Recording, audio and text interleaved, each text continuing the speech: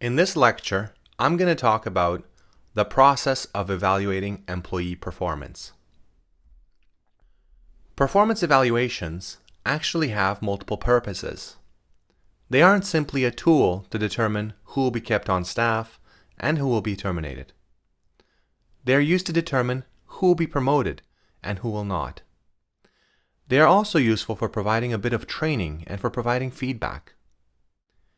Initially, the manager will need to decide on what the real purpose of the evaluation will be.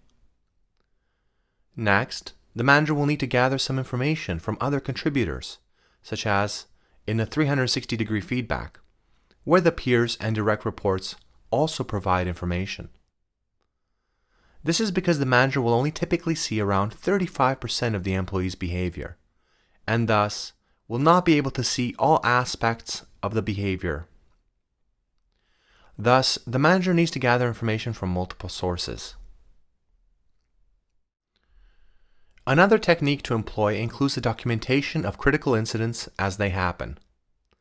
This information helps the manager to come up with proper performance ratings.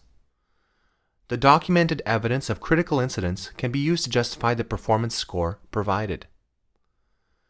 If the employee created problems, then a detailed log of these can be used to justify a lower score. Documentation is also useful for another key reason. The manager is not the most objective person in the world, and as such, it is good to help make the process a bit more scientific.